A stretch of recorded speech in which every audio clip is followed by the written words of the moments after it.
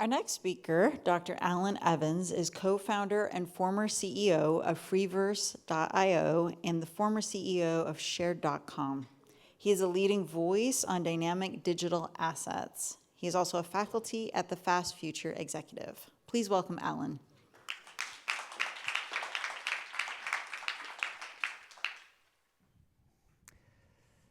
Cast your minds back, if you will, to the dark days of 2008 and our global financial crisis, which many people will tell you that it kind of shook us and our belief in something we take for granted, right? This idea of the centralized banking system that we rely on every day to do our payments and receive our salaries and buy our groceries, etc.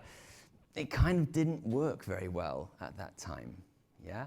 And that crisis exposed a series of flaws, conceptual flaws perhaps, of how such a centralized system can actually be abused if it's not used correctly.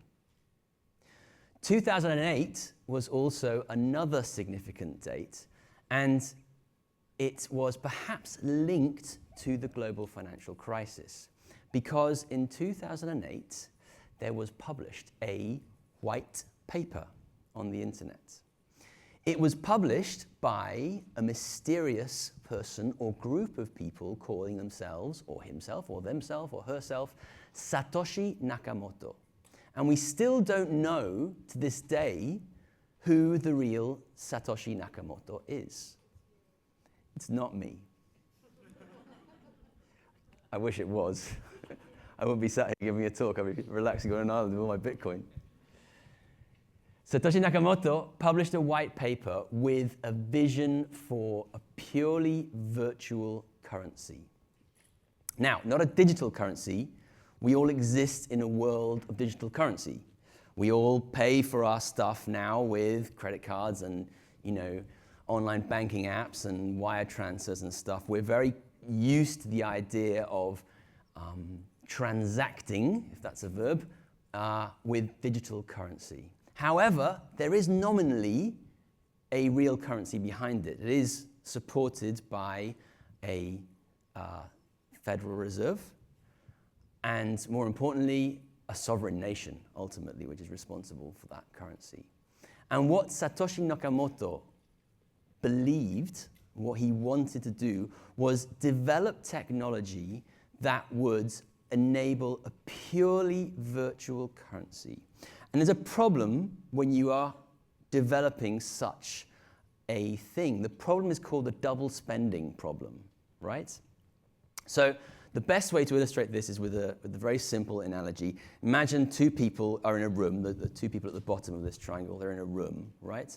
And one wants to sell a bicycle to the other, right? And so they sell their bike, yeah?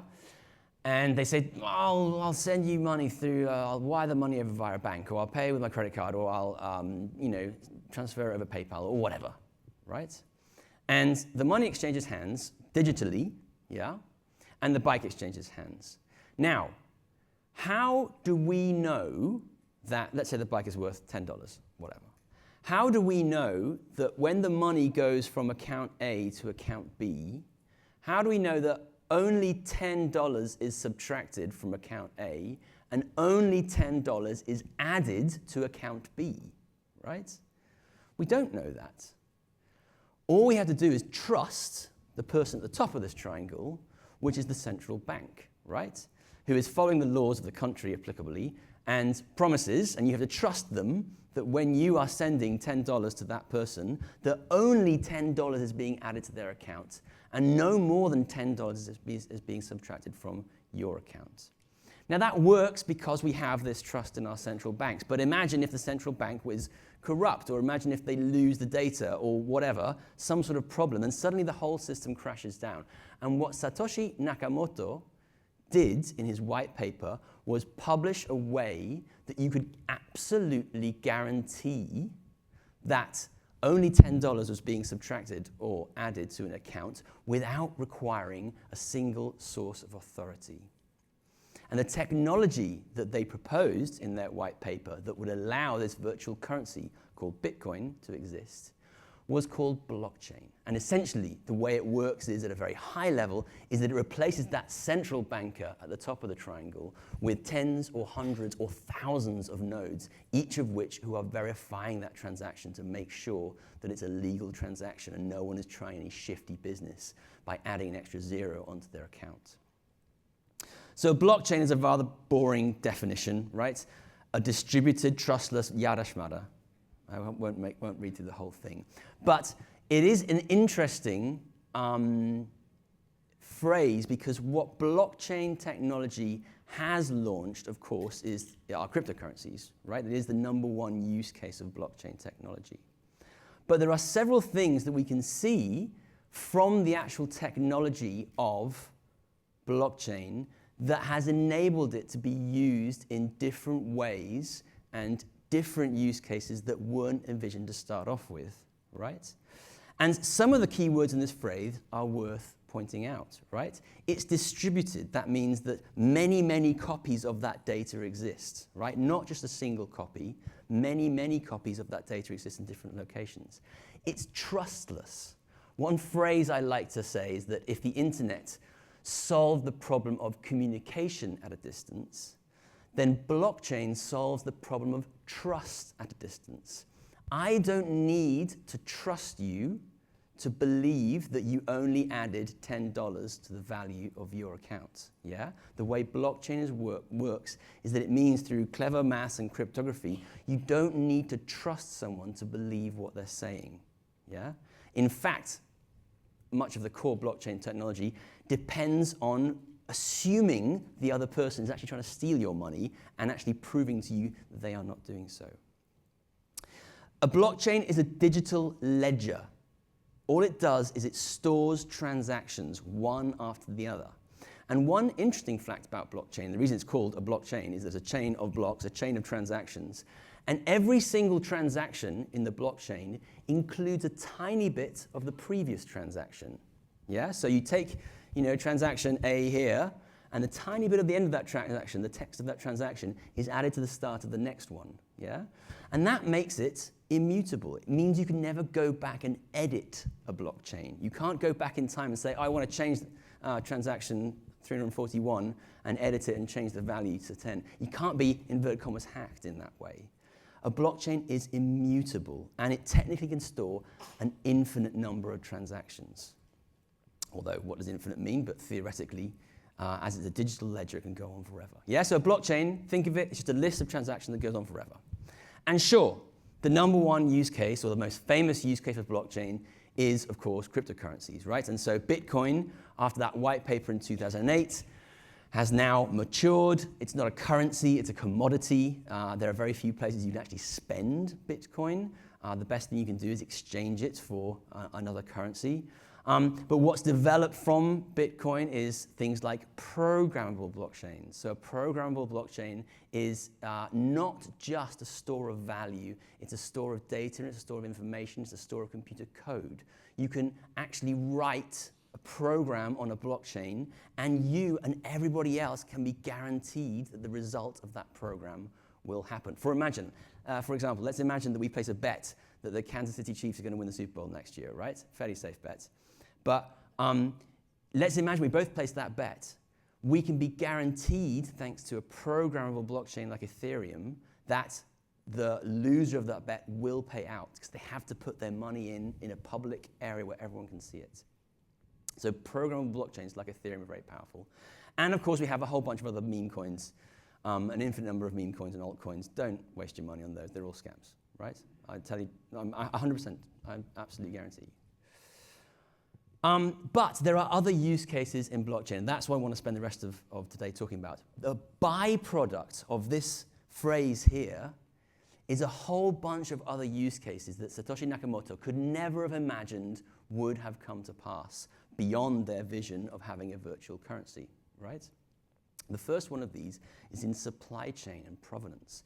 Think about how useful having an infinite, uneditable digital ledger that everyone can trust is when it comes to logistics, deliveries, cold chain traceability.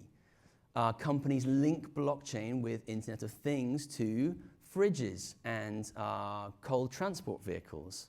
So they're linking the temperature of the conditions that certain cold food is kept in. So there is a permanent, open, and unhackable, uneditable trace to guarantee that this food has been stored at the correct temperature, right? And that's particularly useful when you're doing supply chain and provenance with multiple companies that may not necessarily know or even trust each other, right? You can absolutely guarantee, thanks to the blockchain, that the data has occurred in a certain way, that certain conditions were met. So that's very, very powerful. Another powerful one is when it comes to data that has to be audited. Now, I'm not a massive expert on HR, but I do know that every now and again you do need to have your HR data audited. Maybe it's for legal reasons, maybe it's for M&A reasons, whatever it is, right? So some companies are turning to store their blockchain data, their HR data on the blockchain, because then when an external audit comes, they can absolutely guarantee, thanks to the immutability of blockchain data, they can absolutely guarantee to the auditors that this data has not been tampered with, right? There are problems with that. The immutability of a blockchain means you can't go back and change something, right? If you want to change a record, you have to add an addendum, basically, to say what you're changing. But that addendum is also tracked, which makes it very, very powerful. Another really interesting use case of blockchain is the concept of adding liquidity to assets that are not naturally liquid. This is a really big thing in blockchain space right now. It's called real-world assets, or RWA, right? And at the very high level, the way you can think of it is, imagine you buy a house, right? And a house costs you a lot of money, right? And all that money is locked away, right? There's nothing you can do with it, right? Maybe you've got a mortgage and all that kind of stuff, which even locks it away even further. But let's imagine you just buy a house for cash, and that money is just stuck there. And the most you can do is kind of rent it out, right? You can rent out some rooms. That's the most liquid thing you can do with a house is rent it out, yeah? So what some companies are trying to do now in the real-world asset space is creating deals in the real world that tokenize, think of Bitcoin, but not really Bitcoin, right? Tokens, blockchain tokens, that represent the ownership of that house, yeah? And suddenly then you can fractionalize that ownership. Rather than having one house, you can have 1 million tokens that represent the ownership of that house. And that can be distributed, it can be lent, it can be plunged into decentralized finance systems, of which there are many. Maybe Effie will talk about those in a bit. So there are lots of ways that you can add liquidity to a non-liquid asset with blockchain. Another one is timestamping and notarization. We've all used DocuSign and those other signature platforms, right? Again, you're relying on a centralized component. You're relying on a company, a private company in this case, who's incentivized by profit to verify that you have signed this document, yeah? What happens if they're lying, right? Blockchain is a natural solution for timestamping and notarizing data or any sort of document in a way that can guarantee that a certain person signed this at a certain time. Another one which hasn't taken off, and it's a pain for me because this was my big one, was the idea of digital ownership, right? The idea that when, in a video game, for example, right, when you buy your skin in Fortnite or whatever it is, you're not actually buying that skin. You're not actually buying that item. What you're doing essentially is you're paying for the permission to use it in the walled garden, which is that video game. Wouldn't it be fairer to the gamers if when you bought your skin in Fortnite or your gun or your dance or whatever it is you're doing in whatever game, wouldn't it be fair if you could sell it to somebody else for the same currency that you bought it in, right? If I buy a phone tomorrow, I can sell it to Effie the day after for whatever price we agree. That's a free market, yeah? But in a video game right now, you can't do that. You can't sell your stuff on, right? You can sell it for some tokens or some in-game currency, which is not legal tender, and you can't take that money out of the game. Unfortunately, digital ownership in games got conflated with NFTs, and NFTs were are non-fungible tokens, and unfortunately they were associated with digital art and speculation on digital art, and the whole gaming community turned against that. I still think it will make a comeback. I still think this idea of genuine digital ownership, particularly with stuff that Courtney was talking about earlier on about the metaverse and all that kind of stuff, I think that will make a comeback somehow in the future. We'll see. And the final use case is organizations. So we're all familiar with the concept of companies that have shares, and you have the ownership of those shares, and there's all sorts of complex things with, not necessarily complicated, but there's phantom shares and there's share options and so on. Now you can have decentralized autonomous organizations, which functionally are essentially companies, but the ownership of that company is represented by tokens on the blockchain. And this facilitates things greatly, particularly when you have organizations that span multiple countries. So you're not forming a company in a single country and abiding by the laws of those countries. You're forming a company, if you like, or an organization on the blockchain, right? And the only laws that apply to it are the laws that are stated in the contract of the organization. Obviously, it still has to apply to its local laws where it's acting, but the actual laws governing it are intrinsic to the code that comes to making up that organization. And so, just to finish off, I often say that the blockchain's the forgotten, ugly stepchild now of the tech world. Yeah, AI is the latest shiny toy, and blockchain is, there in the background. But I think actually it represents that technology has reached a more mature stage. And what I hope I've been able to explain to you today is that as you reach that mature stage, you actually get use cases that you never thought would appear when that technology was first developed. And so we'll see whether that will happen with AI, whether we'll get to that mature stage yet. We're not quite there yet. But with blockchain we are, and hopefully I've opened your eyes to some of the ways that it's being used, and not just for Bitcoin and crypto scams. So thank you very much.